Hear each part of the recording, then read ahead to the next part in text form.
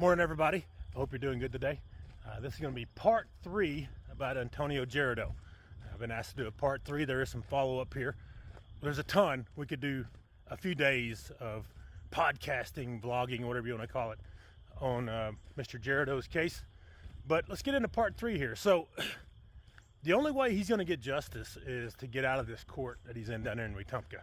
He needs to go to the next higher court, and maybe he'll get some justice in. But let's get a little recap of how it went. We went in the last time. So we talked about on our last video how we came in. The judge was 2.5 hours early, or I'm sorry, 2.5 hours late, and was totally caught off guard by the team of lawyers that Mr. Jerido had. I think he just thought he was going to show up. It'd be Antonio sitting there in his little orange jumpsuit with his hands cuffed, and they would say, "Get out of here. We're not hearing this." But this team of lawyers stood up in court and presented to the court all the administrative failures of the court. There's some rules they have to follow when people are subpoenaed and all these things, and they just ignored it, and they pointed it out to them. So the judge can't ignore that. So we have another hearing coming up. Also in that court hearing, the last one we had, it was interesting about how it all went down. So we got there. I was the first one in the courtroom. I got there early. I'm a early bird. I got there early, and then they brought Antonio in. And for a while, it was just me, Antonio, and a couple of other lawyers there for other cases. We were just all sitting around chatting. And I went over and talked to Antonio about how breakfast was and things like that. And then Antonio's team of lawyers came in, and then his family came in, and we all sat there for hours. But then the assistant DA showed up, and she saw all these people there and realized what she was up against. So she turned all mean all of a sudden and was like, "Oh, you can't talk to Antonio, blah, blah, blah, unless you're the lawyer." It was just a big joke. Anyways. But what was interesting is Antonio's lawyer, one of them, he had a team there.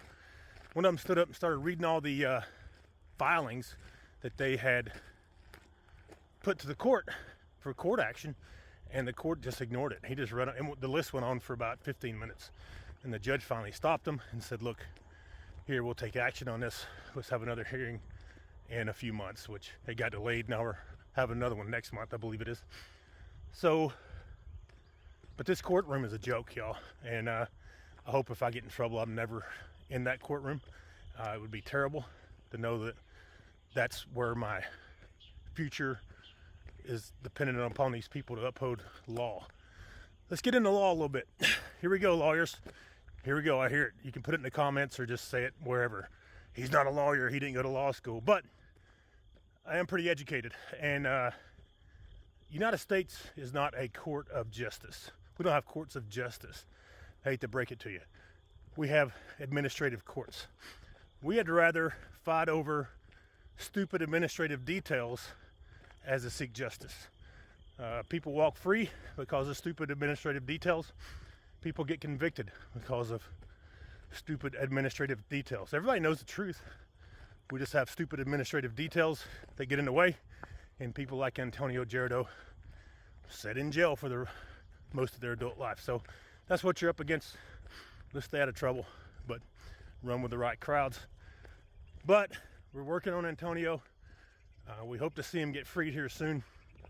I don't know if it's going to happen in the Wetumpka court, but maybe after this round we'll get moved up to a court that actually cares about facts, truth, those type of things.